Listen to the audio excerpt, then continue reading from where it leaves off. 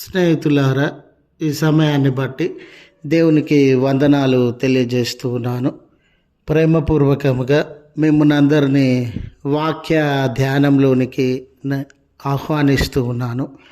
అడ్డంకులలో దేవుడే నడిపిస్తాడు అనే ఆలోచనను మీతో కూడా పంచుకోవడానికి ఇష్టపడుతూ ఉన్నాను. కనుక దేవుని యొక్క వాక్యమును మీరు ముగింపు వరకు ఆలకించాలని మీ కుటుంబ సభ్యులతోనూ తోటి విశ్వాసులతోనూ ఈ వీడియో షేర్ చేసుకోవాలని మీ ప్రార్థన మనవులు ఎటువైనను కామెంట్స్ రూపంలో కానీ ఫోన్ కాల్ ద్వారా కానీ తెలియజేయండి.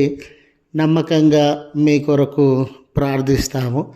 ఈ వీడియో మీ ఆధ్యాత్మిక జీవితములకు ఉపయోగకరంగా ఉంది అని మీకు అనిపిస్తే దయచేసి ఈ ఛానల్ను సబ్స్క్రైబ్ చేసుకునవలసినదిగా మనవి చేస్తూ ఉన్నాను.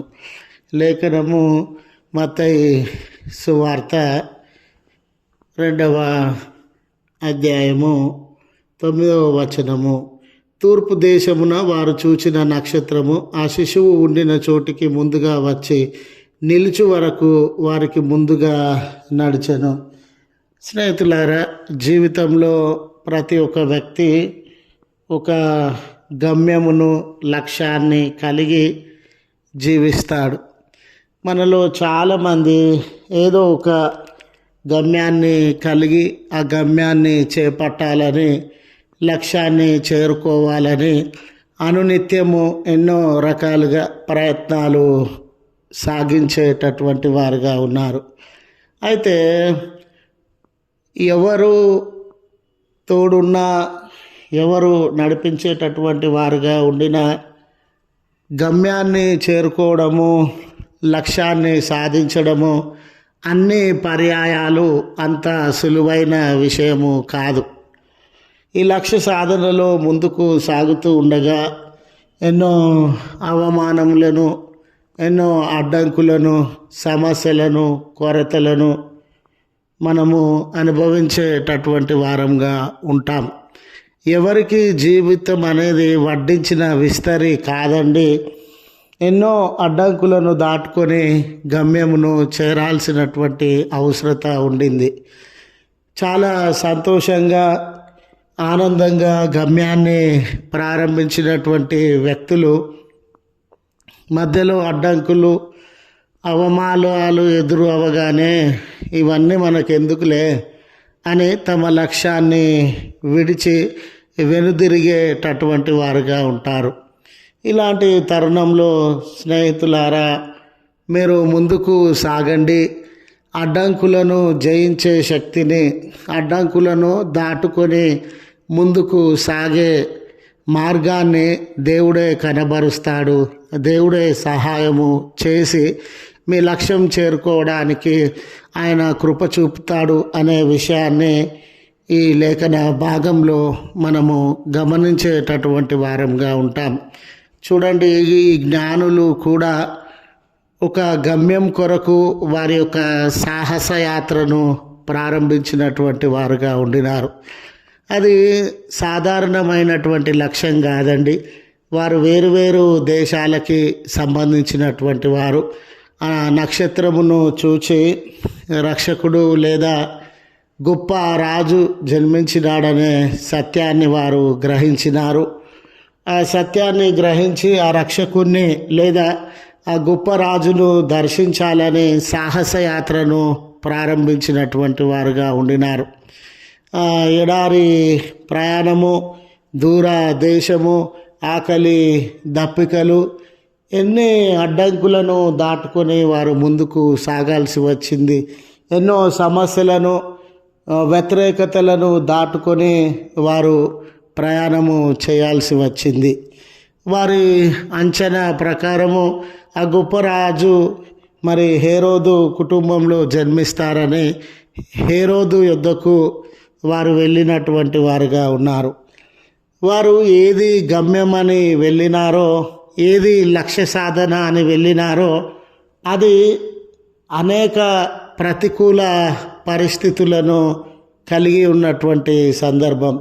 హేరోదు దగ్గర రాజును దర్శించవచ్చని వాళ్ళు వెళ్ళినారు, కానీ అక్కడ చాలా వ్యతిరేకమైన పరిస్థితులను, రక్తపాతంతో కూడిన పరిస్థితులను, కపటము వేషధారణతో కూడిన పరిస్థితులను వారు ఎదుర్కోవాల్సి వచ్చింది.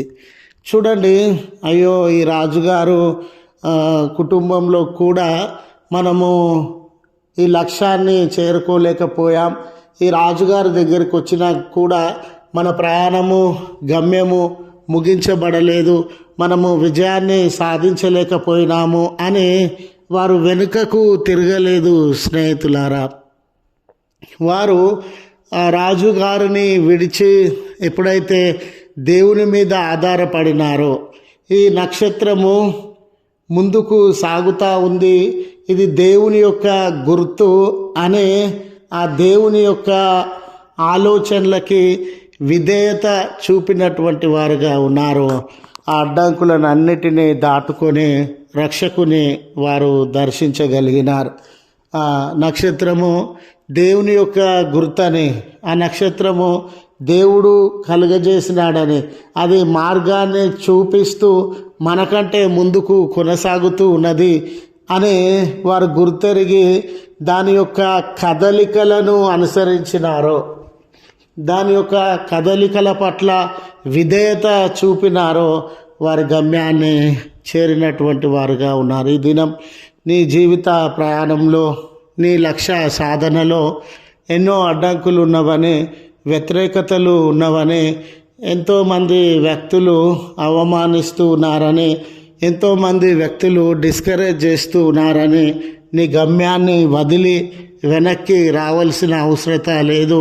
నీ లక్ష్యము చేరకుండా వెనక్కి రావాల్సిన అవసరత లేదు. నువ్వు ఒక మారు మనుషులు నిన్ను డిస్కరేజ్ చేసిన, మనుషులు నిన్ను అవమానించిన, వాళ్ళ మాటలు కాదండి, వాళ్ళ ఆలోచనలు కాదండి, దేవుని వైపు చూడండి, దేవుడు మిమ్మల్ని గమ్యం యొద్దకు నడిపిస్తాడు అని గుర్తు చేస్తూ ఈ మాటలను ముగిస్తూ ఉన్నాను. ప్రార్థించుదము. కృపగల తండ్రి, ప్రేమగల మా దేవ, నీ పరిశుద్ధ నామమునకు కృతజ్ఞతలు చెల్లిస్తూ ఉన్నాం.